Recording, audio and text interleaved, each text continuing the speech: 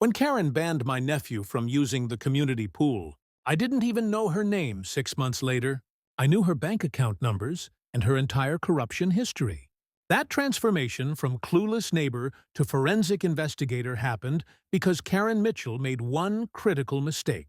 She picked a fight with a retired construction lawyer who'd spent 20 years unraveling fraud schemes and had absolutely nothing left to lose after losing his wife. At 6 a.m. on a Tuesday morning, I'm standing in my doorway in my bathrobe, steam rising from my coffee mug, facing two very confused police officers and one very smug woman in tennis whites. The smell of fresh coffee mixing with Karen's overwhelming vanilla perfume should have been my first warning that this wasn't just about pool rules anymore. What would you do if your HOA Karen tried to weaponize the police against you? Drop your worst HOA story in the comments below. And before we dive in, where are you watching from? I'm curious how many of you are dealing with your own neighborhood tyrants right now. My name is Dave Martinez, and 8 months ago, I thought I was moving to paradise, Willowbrook Estates. 127 pristine homes built between 2019 and 2021, complete with a $400,000 community pool that sparkled like a jewel in the morning sun. I paid a premium for the corner lot with the pool view, $750,000 when comparable houses were going for $650,000. Worth every penny, I thought. Especially after watching my wife Sarah battle cancer for 3 years. Sarah died last October. The house we'd shared for 22 years felt like a museum of memories. So I packed up and moved to Willowbrook to start fresh. Retired from construction law after 2 decades of fighting contractor fraud, I figured I'd earned some peace and quiet. Every morning, I'd sit in my kitchen with my coffee, watching the sunrise reflect off that pool's surface, listening to the early lap swimmers cut through the water with their rhythmic strokes. It was meditation in motion, exactly what my grief counselor had recommended. That's when I first noticed her. Karen Mitchell, 48, real estate agent, HOA vice president, and owner of the model home that anchored our little community. Always in designer athleisure, blonde highlights perfectly maintained, carrying that damn binder everywhere, like she was running a Fortune 500 company instead of a suburban homeowners association. She was married to City Councilman Brad Mitchell, which meant she knew all the right people and never let anyone forget it. The first few months were blissfully Karen-free. I kept to myself, followed every rule to the letter, and slowly started feeling human again. Then summer arrived, and with it my nephew, Miguel. Miguel's 16, my brother's kid from Phoenix, smart as a whip, heading to engineering school in the fall, and the closest thing to a son I'll ever have. Sarah and I never had kids, too busy with careers, then too focused on her treatment. Miguel was spending his summer with me, working at the local hardware store and keeping his old uncle company. The trouble started on a Tuesday in June. Miguel had invited 2 friends from his summer job over for a pool day. Nice kids, polite, the kind who actually say, "Thank you, Mr. Martinez," without being prompted. We're talking about maybe 90 minutes of teenage laughter and the occasional splash. That's when Karen appeared poolside with her clipboard, like some kind of HOA Grim Reaper. The chlorine smell mixed with her overwhelming vanilla perfume created this nauseating cloud as she approached our little group. "Excuse me," she announced, loud enough for the entire pool area to hear. "I need to see guest passes for these young men." Guest passes? I'd been living there for 8 months and had never heard of guest passes. "Their family," I explained, keeping my voice level. "This is Miguel, my nephew, and these are his friends from work." Karen's smile was sharp enough to cut glass. "Rules are rules, Mr. Martinez. HOA bylaws clearly state that excessive guest usage, that's more than 2 guests per household per week, requires pre-registration. And approved guest passes, I offered to register the boys as extended visitors. Seemed reasonable enough, but Karen wasn't interested in reasonable. "No exceptions," she declared, consulting her clipboard like it contained the 10 Commandments. Pool privileges are immediately suspended for Lot 47 pending compliance review. The creak of pool chairs as other residents suddenly found their phones fascinating. The musty smell of fear. Nobody wanted to be Karen's next target. Miguel and his friends quietly gathered their towels, embarrassed and confused. That night, Karen posted an official notice on the community board. Pool privileges suspended for Lot 47 pending compliance review. She even made an announcement at the weekly HOA meeting, emphasizing my failure to follow established protocols with just enough theatrical disappointment to make it clear who the villain was supposed to be. Sitting in that basement community center, surrounded by nervous neighbors and the smell of old coffee, I realized this wasn't about pool rules. This was about power, control, and putting the newcomer in his place. Karen had just made her first mistake. She'd picked a fight with someone who'd spent 20 years dealing with bullies, who hid behind contracts and fine print. Time to dust off some old skills. Karen didn't waste time escalating. 3 days after the pool incident, I found an official letter in my mailbox. Certified mail, no less. She'd scheduled a compliance hearing with the HOA board, giving me exactly 48 hours' notice. The hearing was set for Thursday at 7:00 p.m. Thursday was Sarah's birthday. I'd planned to visit her grave, maybe bring those sunflowers she loved, spend some quiet time talking to her about Miguel and how proud she'd be of the young man he was becoming. The letter cited multiple violations I'd apparently missed. Trash cans visible from the street. They weren't. Lawn height exceeding 3.5 inches. I'd measured it myself at 3.2. And my personal favorite, failure to maintain community harmony through appropriate guest management. That night, I did what any good lawyer does when facing a hostile opponent. I read the fine print, every page of the HOA documents I'd signed at closing, plus the original community charter. 20 years of construction law teaches you that the devil's always in the details. And Karen had just handed me a roadmap to her weaknesses. Buried on page 47 of the charter, I found gold. Reasonable accommodation shall be provided for family gatherings and multi-generational household activities. Karen's guest policy directly violated the foundational document she claimed to be enforcing. Even better, her official letter violated at least 3 procedural requirements. Insufficient notice period, failure to specify which bylaw was allegedly violated, and scheduling during what any reasonable person would consider a family emergency time frame. Thursday evening, I walked into Karen's dining room because apparently we were holding official HOA business in her personal residence, carrying a manila folder with every relevant document highlighted and tabbed. The smell of her lavender air freshener was so overwhelming, I wondered if she was trying to cover up something else. Maybe the stench of corruption has a smell. The board looked uncomfortable. Jim Walsh, the president and a recently retired high school teacher, kept shifting in his chair. Maria Santos, our treasurer, and a no-nonsense accountant, took notes with the intensity of someone documenting evidence. Karen's husband, Brad, wasn't there, probably smart enough to maintain plausible deniability. Karen opened with a PowerPoint presentation. I'm not kidding. She had actual slides about maintaining community standards and preserving property values. Every third slide had a thinly veiled reference to certain residents who didn't understand our way of life.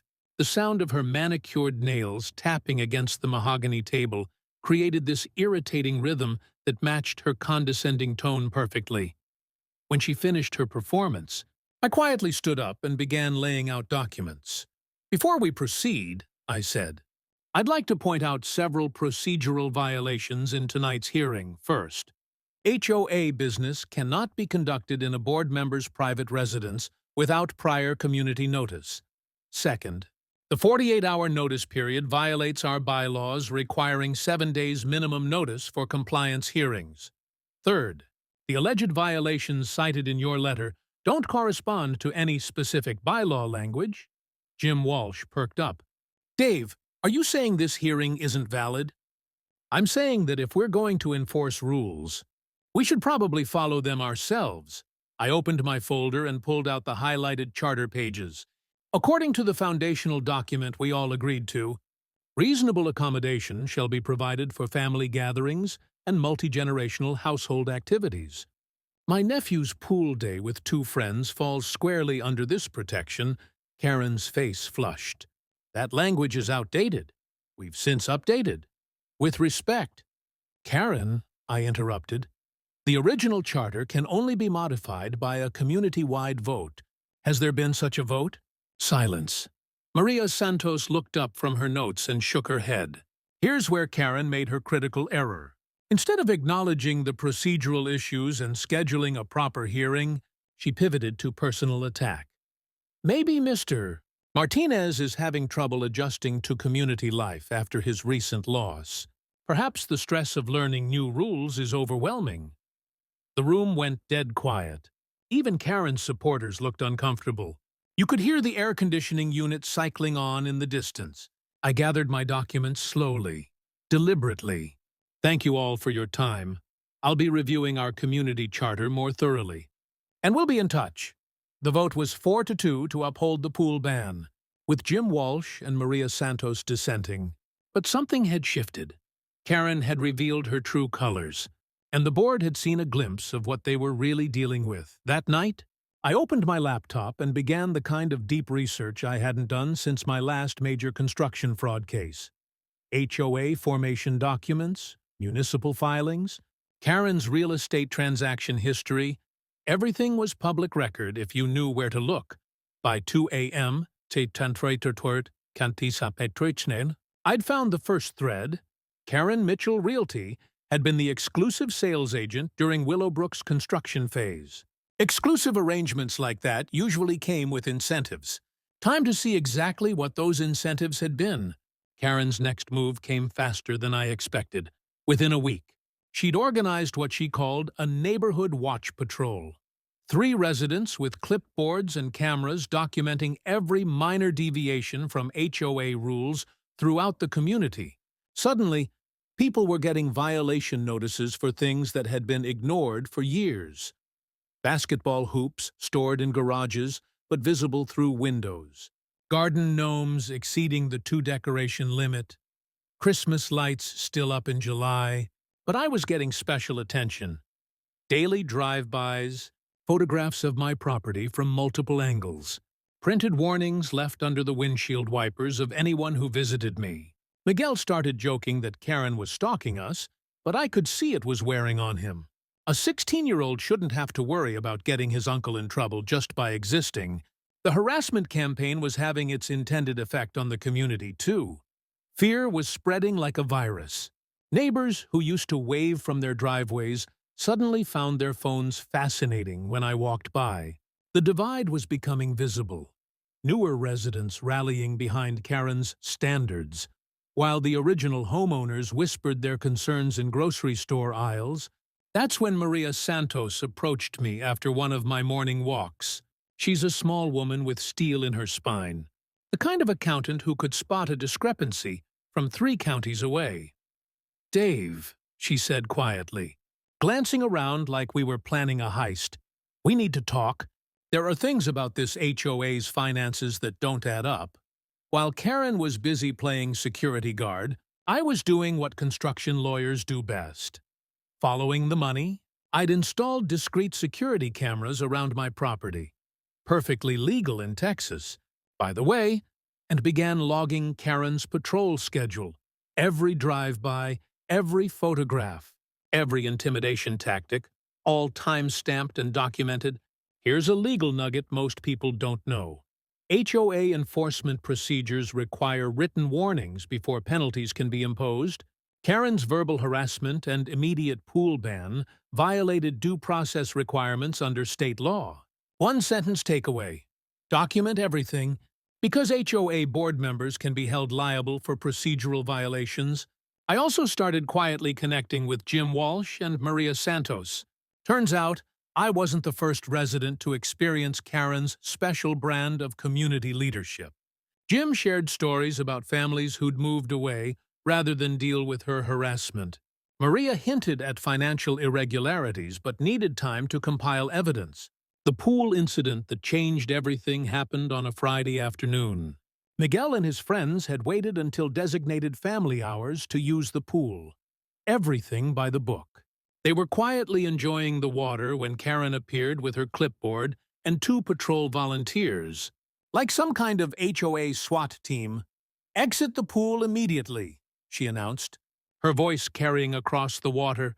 "Lot 47 remains under pool privileges suspension." The boys complied without argument.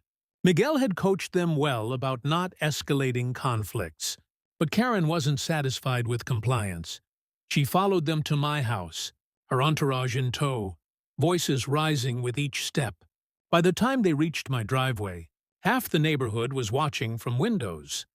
Karen was in full theatrical mode, gesturing wildly and talking about certain types of people who don't understand community standards. Here's where my legal training kicked in. Instead of engaging in a shouting match, I pulled out my phone and started recording. "Karen," I said calmly, "the HOA's legal obligation is to provide equal access to community amenities for all residents in good standing. Can you cite the specific bylaw that justifies ongoing pool privileges suspension?" She kept ranting, but now she was doing it on camera. "This is about more than pool rules, Mr. Martinez. This is about people who fit our community values and people who don't." 3 neighbors emerged from their houses, clearly disturbed by Karen's tone and the implications of her words. Mrs. Chen from across the street shook her head in disgust.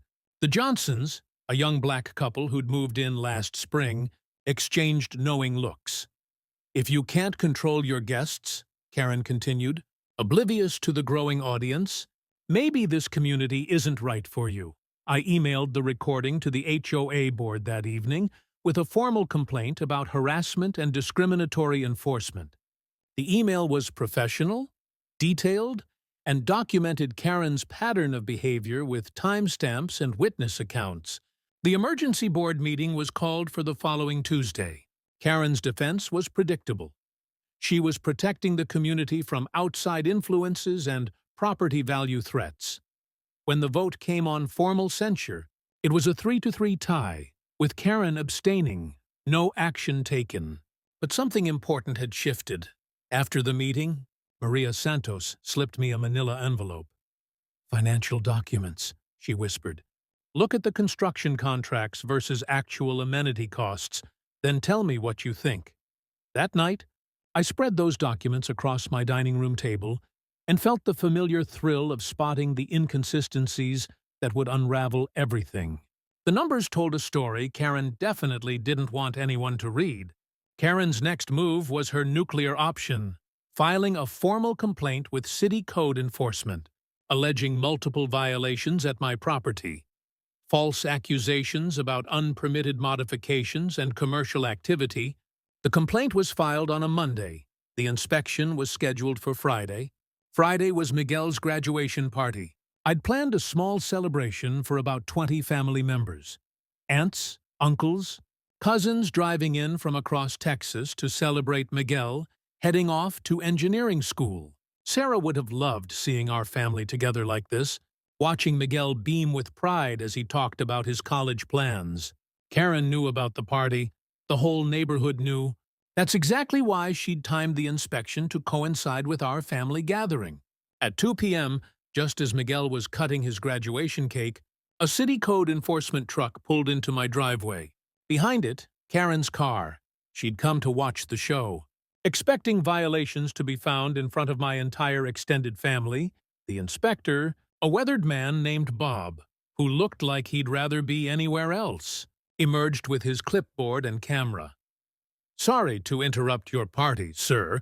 Got a complaint about unpermitted modifications and overcrowding violations. 20 years of construction law had prepared me for this moment." I disappeared into my house and returned with a banker's box full of documents. Original architectural plans, every permit from the city, inspection certificates, even the final occupancy letter. Here's every permit and inspection report for this property, I told Bob, setting the box on my porch table. Feel free to compare the actual construction to the approved plans. Miguel, bless him, had pulled out his phone and started live streaming the entire inspection on Instagram. "Guys, you're not going to believe this," he narrated to his followers.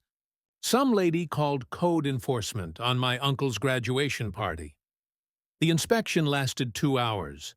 Bob checked electrical outlets, measured room dimensions, examined the plumbing fixtures, even climbed into the attic to verify HVAC installation. Throughout it all, Karen hovered nearby, occasionally suggesting places he should look harder for violations. Here's another legal nugget. When someone files false code enforcement complaints, they can be held liable for the cost of unnecessary inspections. One-sentence takeaway. Frivolous complaints often backfire when the property is actually in perfect compliance. As Bob worked, neighbors started gathering. Mrs. Chen brought over lemonade for my family. The Johnsons offered their kids help cleaning up party decorations. Even some of Karen's usual supporters looked uncomfortable with the spectacle she'd created. Miguel's live stream was gaining viewers by the minute. Comments poured in from his high school friends, college classmates, even random people who'd stumbled across the stream. "This lady is crazy," read one comment. "Sue her," suggested another. The moment of truth came when Bob finished his inspection. No violations, zero.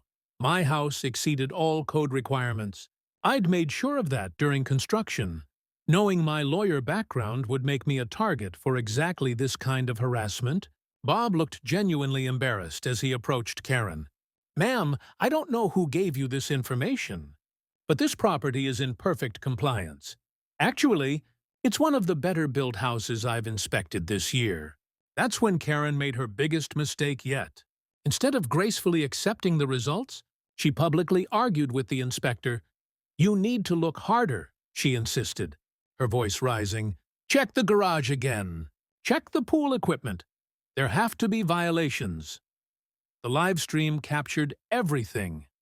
Karen's increasingly unhinged behavior, her demands that the inspector find something, her obvious disappointment when her scheme failed. Miguel's comment section exploded with viewers sharing their own HOA horror stories. But here's what Karen didn't know. During the inspection, my construction-trained eye had noticed something that would change everything. The original architectural plans Bob was comparing to my house showed significant discrepancies with the community amenities.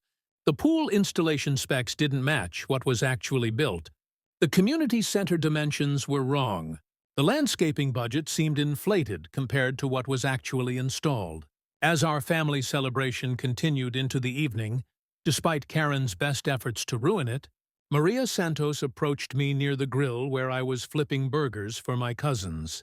"Dave," she said quietly, "after seeing this inspection circus, I think you need to see the rest of the financial documents. There's a smoking gun in those construction contracts that's going to blow your mind." That night, after the last family member had driven home and Miguel had fallen asleep, exhausted from his big day, I sat at my kitchen table with Maria's latest document dump.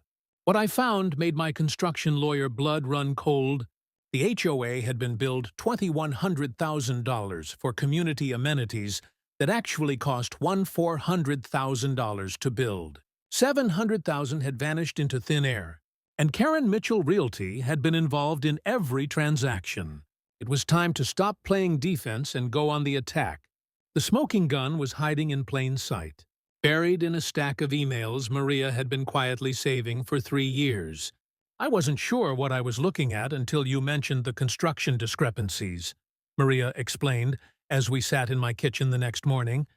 Financial documents spread across the table like evidence in a murder trial. "But look at this!" She handed me a printed email chain between Karen and the original developer.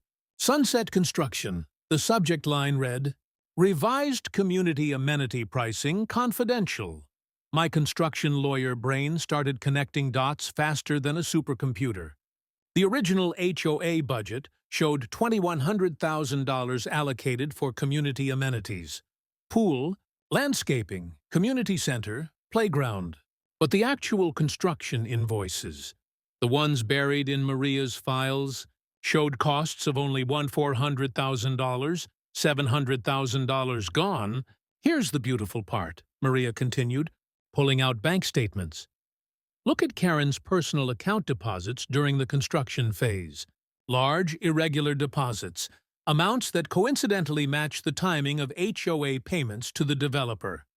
Staunton at Hammerdan Pointhuerns, Karen Mitchell Realty had received referral bonuses and sales incentives that were 400% above normal real estate commission rates, but the real smoking gun was an email Karen thought she'd deleted, where she explicitly discussed profit-sharing arrangements with Sunset Construction for inflated amenity budgets that would be absorbed by HOA dues over time. Here's a financial nugget that'll make your blood boil. Developers often inflate community amenity costs and split the profits with insiders who control the approval process. One-sentence takeaway.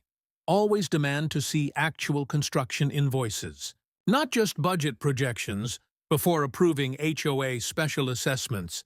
This wasn't just about pool access anymore.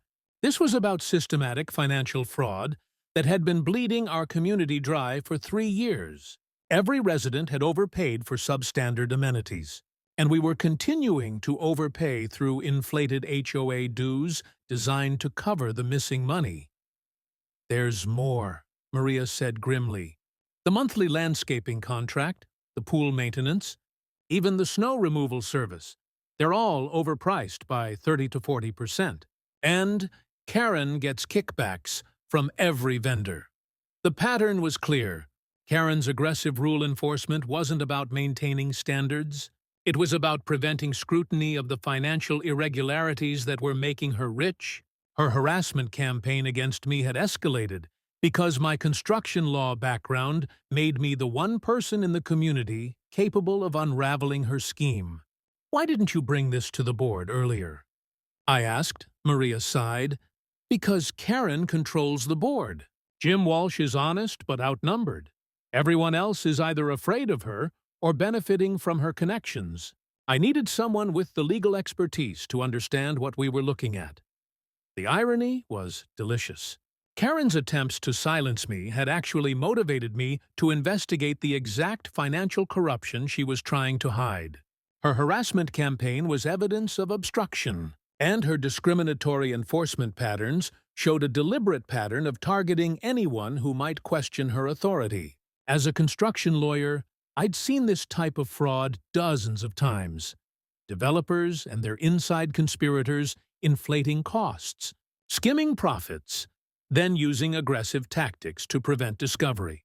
The difference was that now I wasn't being paid to investigate. This was personal. "What's our next move?" Maria asked. I looked at the evidence spread across my table. Email admissions of profit sharing, bank records showing suspicious deposits, construction invoices proving cost inflation, a 3-year pattern of financial irregularities totaling over $700,000. "We're going to give the community exactly what Karen's been trying to prevent," I said. "Complete financial transparency. Every resident has the right to know where their money went and who profited from overcharging them. And if she tries to stop us—" I smiled, feeling more like my old lawyer self than I had since Sarah died. "Then she'll be adding obstruction of justice to fraud and embezzlement charges." Karen picked the wrong retired construction attorney to mess with. Time to build a case that would hold up in criminal court. Building a criminal fraud case requires 3 things: evidence, allies, and patience. Lucky for me, I'd spent 2 decades perfecting all 3. Step 1. Assemble the team. Maria Santos brought the financial access and insider knowledge. Jim Walsh provided board legitimacy and moral authority. I contributed 20 years of construction law expertise and an intimate knowledge of how fraud schemes operate. Our first strategy session happened in my living room on a Tuesday evening. Security cameras ensured privacy, while we spread documents across my coffee table like generals planning a campaign. The smell of Maria's homemade tamales mixed with the tension in the room. Nothing builds conspiracy quite like comfort food. Here's what we're dealing with, I explained, pointing to the financial timeline I'd constructed. This isn't random theft. It's a sophisticated long-term embezzlement scheme with three revenue streams: inflated construction costs, overpriced service contracts, and developer kickbacks disguised as sales commissions. Jim Walsh shook his head in disbelief. $700,000, that's almost $6,000 per household. Actually, Maria corrected, it's worse. The ongoing overcharges mean we're being robbed every month through inflated dues and service contracts. Here's a legal nugget that'll save you thousands. HOA board members have a fiduciary duty to protect community financial interests, and residents have a legal right to detailed financial records and independent audits. One-sentence takeaway: if your HOA won't provide transparent financial documentation, that's probably because they're hiding something worth finding. Our strategy was multi-pronged: criminal referral to the district attorney's office for fraud and embezzlement, civil action to recover stolen funds plus damages, HOA governance reform to prevent future corruption, and most importantly, community education so residents understood their rights and could protect themselves. The key, I explained, is building an airtight case before Karen realizes what we're doing. We need to document everything, preserve all evidence, and prepare for her inevitable retaliation. Step 2, evidence preservation. I taught Maria how to use professional case management software to organize financial documents.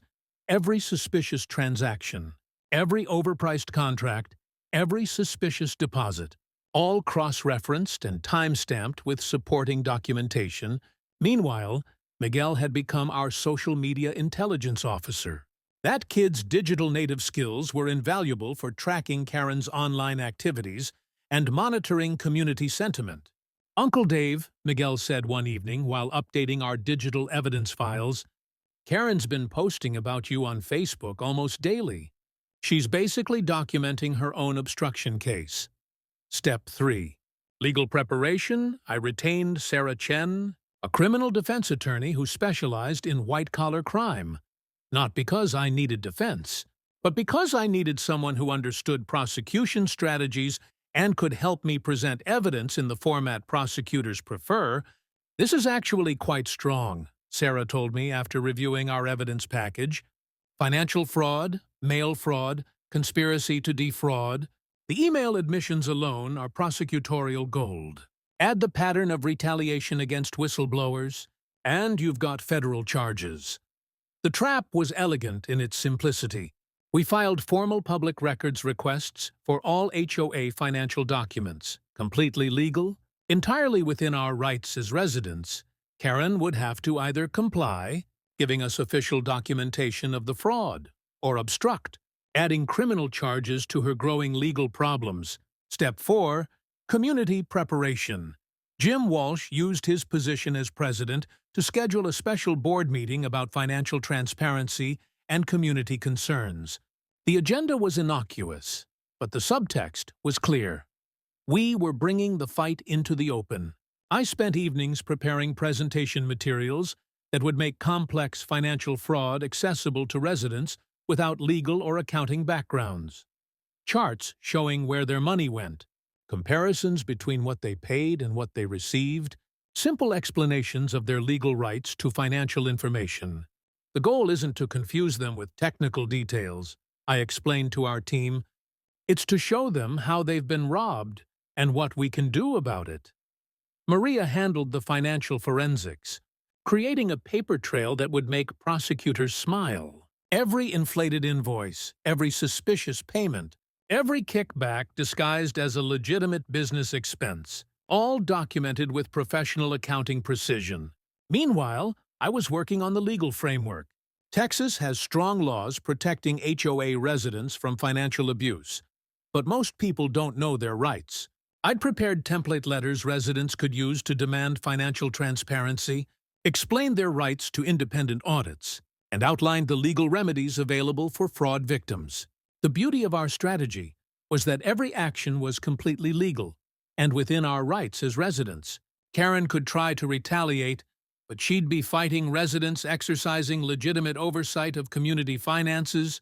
By the time we were ready to go public, we had enough evidence to fill a federal prosecutor's dreams and enough community support to ensure Karen couldn't silence us through intimidation.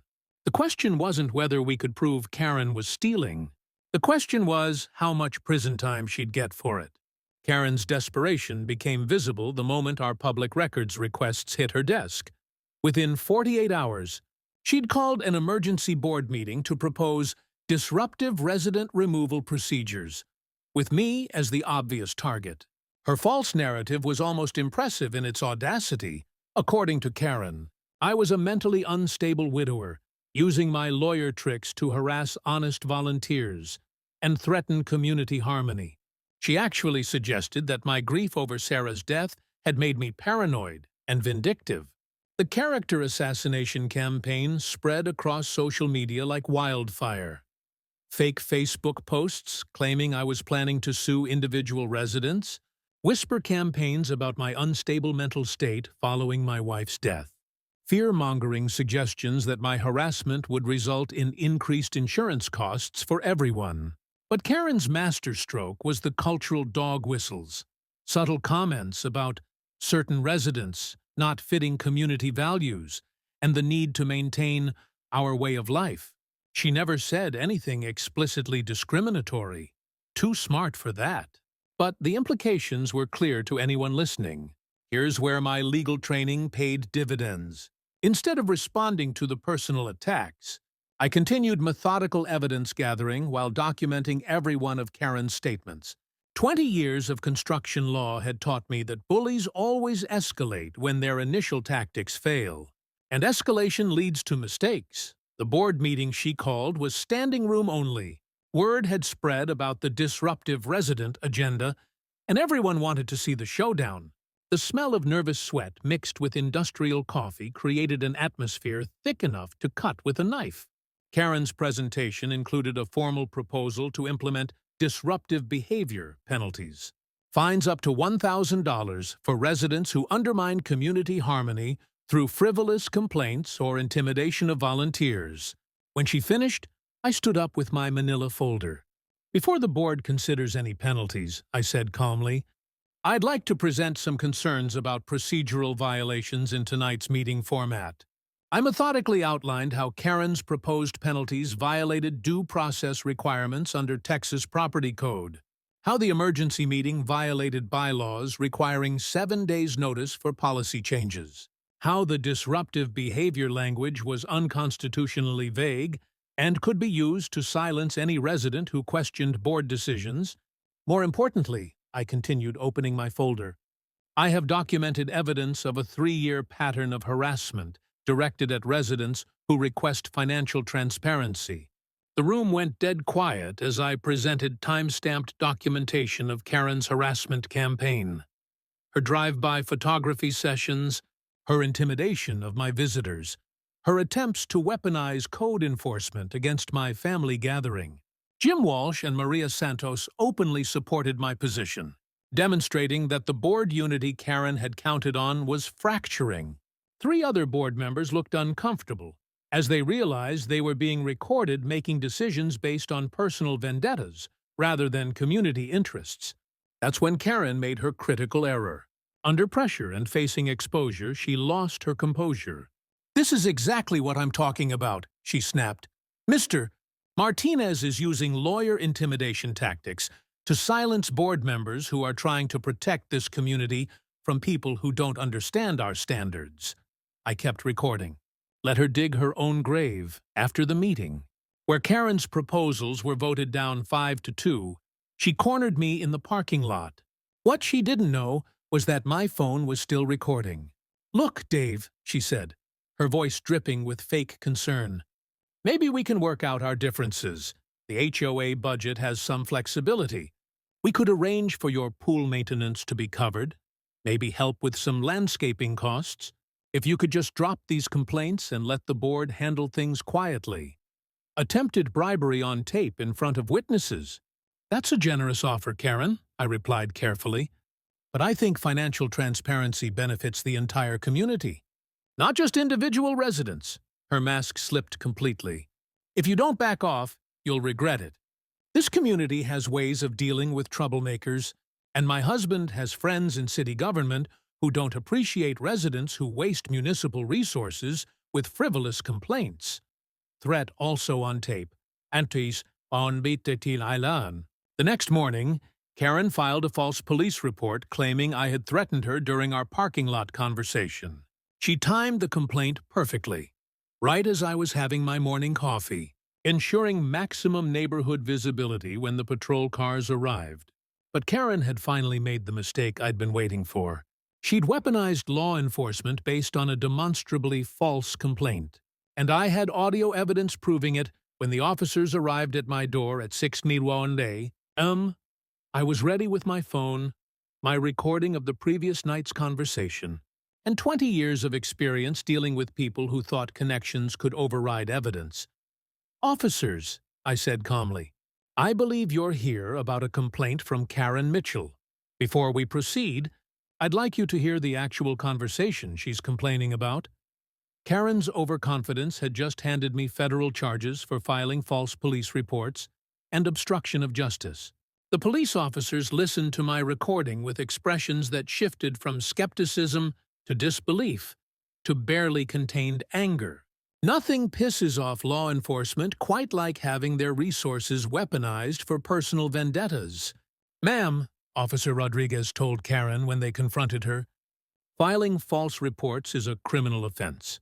We strongly advise you to reconsider any future complaints unless you have actual evidence of criminal activity." But Karen was beyond rational thought. Facing exposure of her financial crimes and the collapse of her community power base, she launched into full scorched earth mode. Her final desperation play involved filing a formal complaint with the city attorney's office, claiming I was threatening community safety and using legal intimidation to undermine legitimate governance. She attempted to freeze HOA accounts to prevent me from accessing financial records, citing ongoing legal threats as justification. When that failed, she called for emergency votes of no confidence against Jim Walsh and Maria Santos, claiming they'd been compromised by the troublemaker. Her goal was to install a compliant board before the criminal investigation could proceed. The community was fracturing along predictable lines.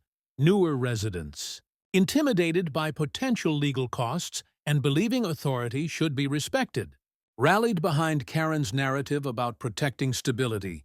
Original homeowners, families who'd experienced her harassment firsthand, and anyone concerned about financial transparency supported our transparency efforts. But the majority just wanted the conflict to end, regardless of who was right. That's when local media attention transformed our neighborhood drama into a public interest story. Channel 8. News picked up Miguel's viral live stream footage and began investigating HOA power abuse in suburban communities. Suddenly, our little Willowbrook drama was representing a broader pattern of unchecked authority in residential governance.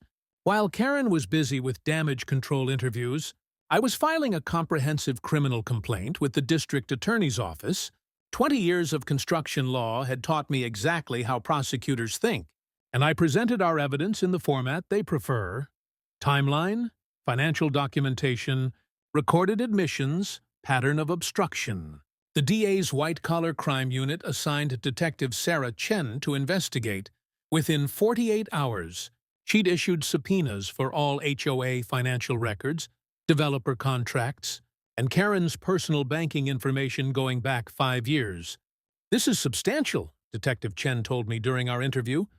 "Financial fraud, mail fraud, conspiracy to defraud, and now obstruction of justice. We're looking at potential federal charges." Karen's panic was visible to the entire community. For the first time, she faced consequences beyond neighborhood politics. Her real estate license was under review.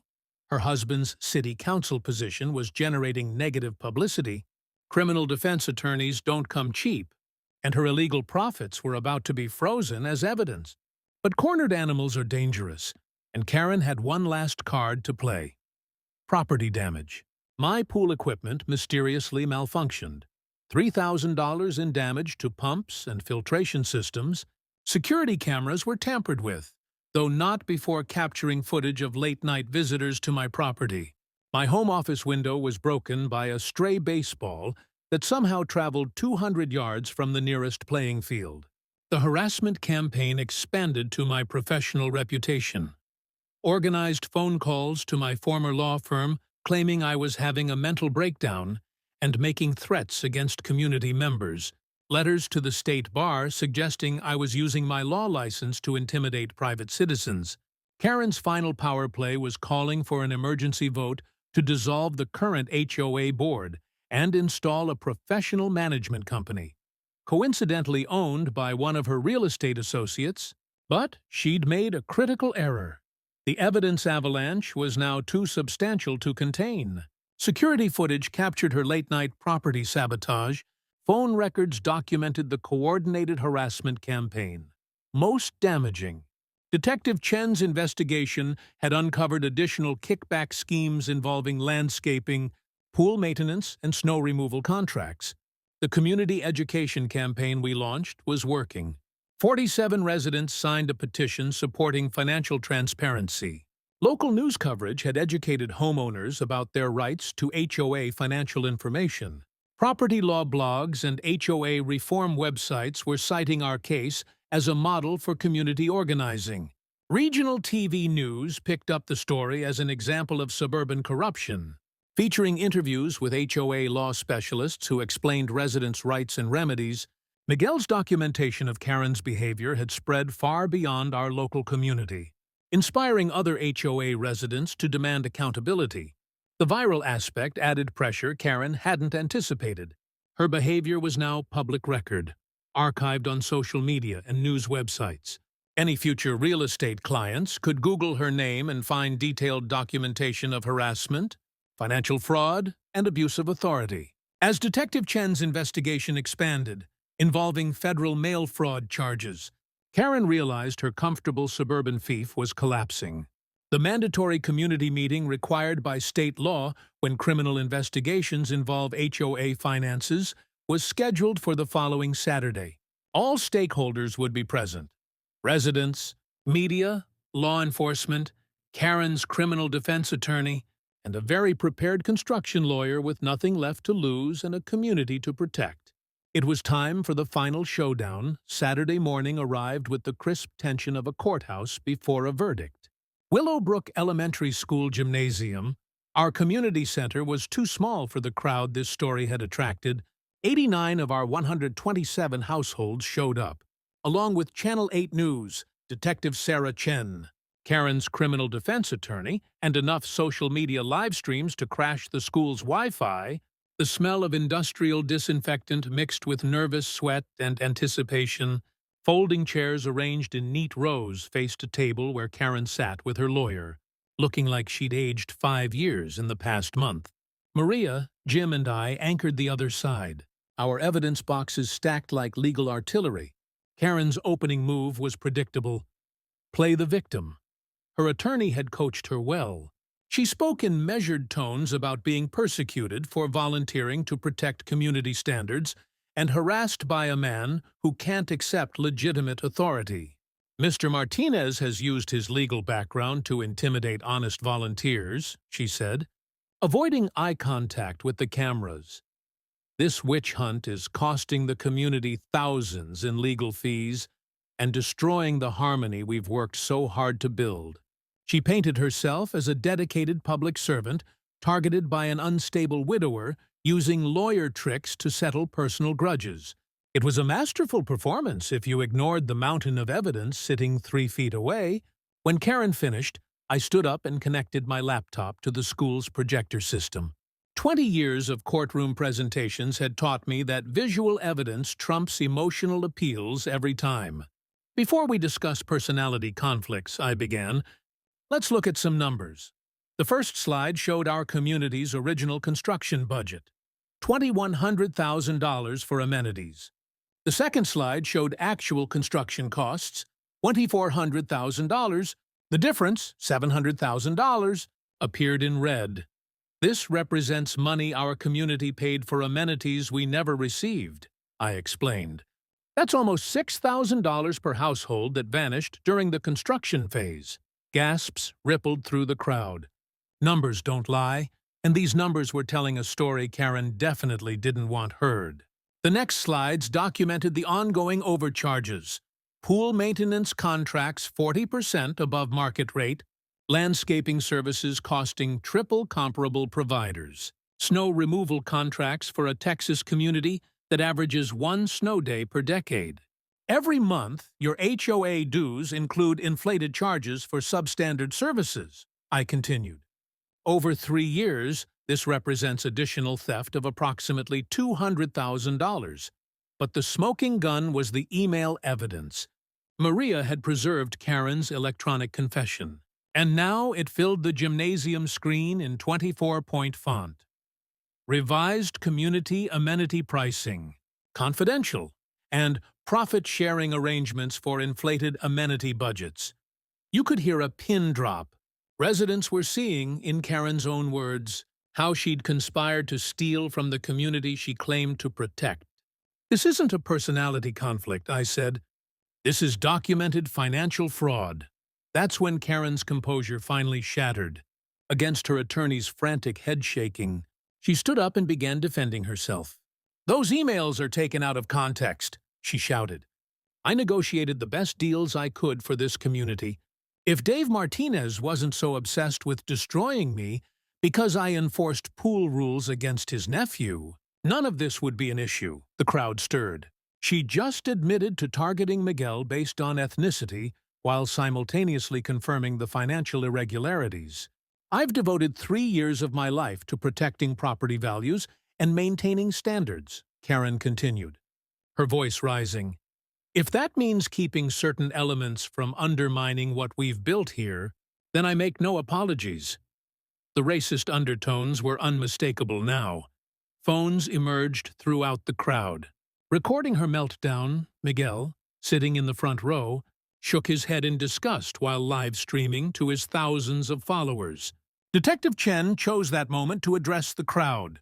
"The district attorney's office has filed criminal charges, including fraud, embezzlement, mail fraud, and conspiracy," she said.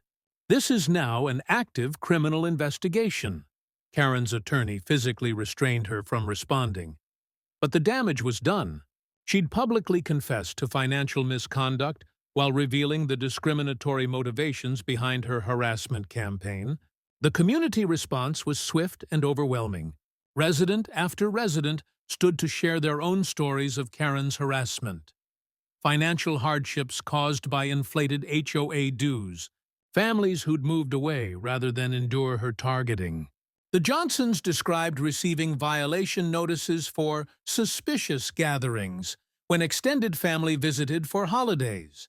Mrs. Chen, the elderly woman from across the street, delivered the kill shot.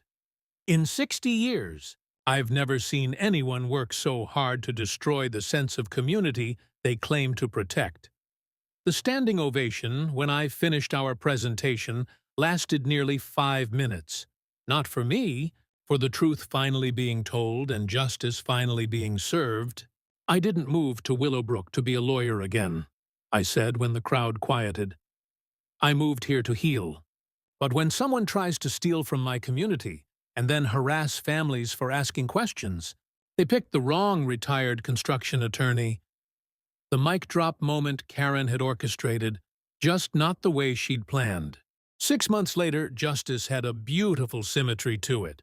Karen Mitchell pleaded guilty to federal fraud charges, agreeing to full restitution plus penalties in exchange for avoiding trial.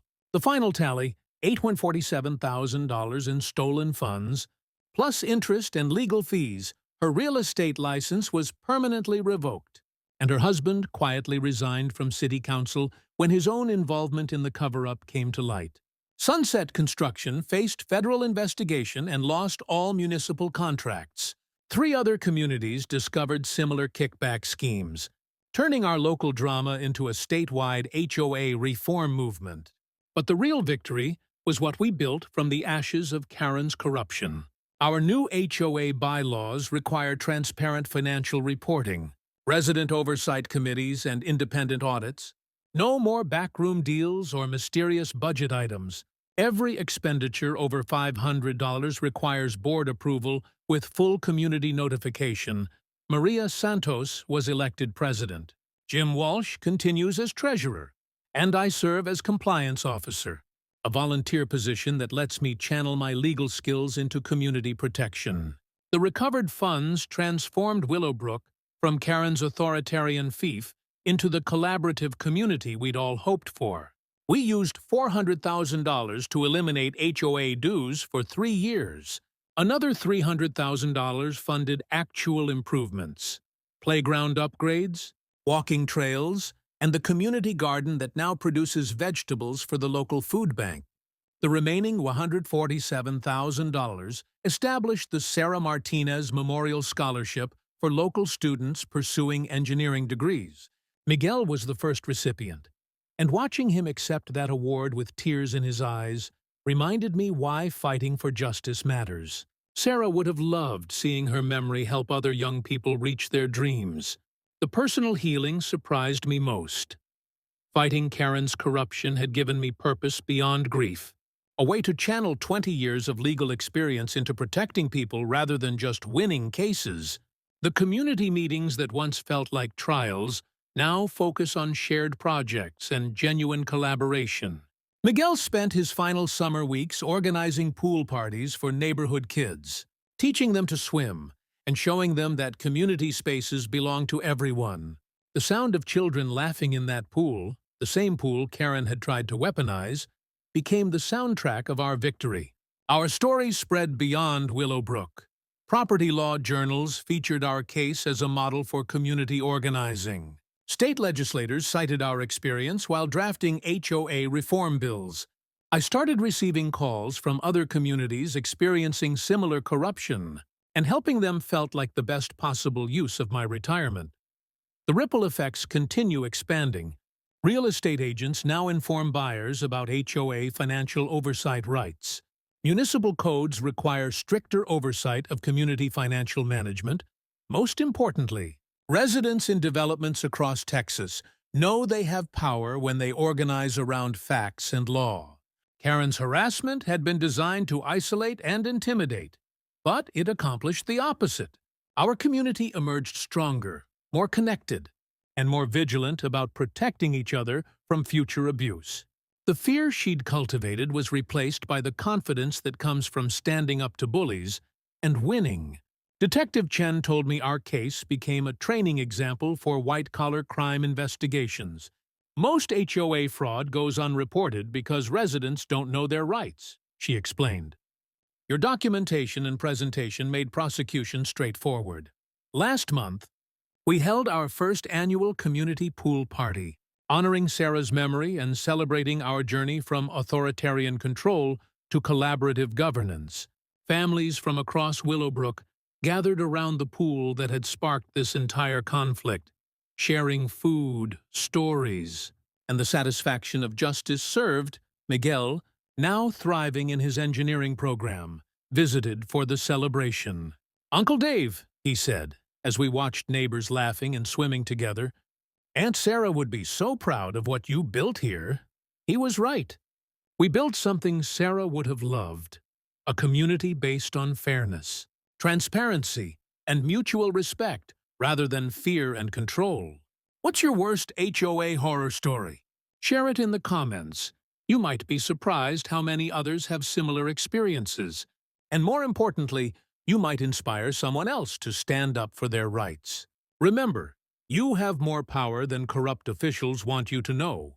Research your rights, document everything, and don't let anyone bully you out of transparency. Subscribe for more David versus Goliath stories, where everyday people take on corrupt systems and win.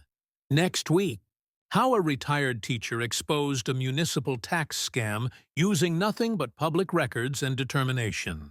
Because sometimes the best revenge is simply refusing to be silent when you know what's right.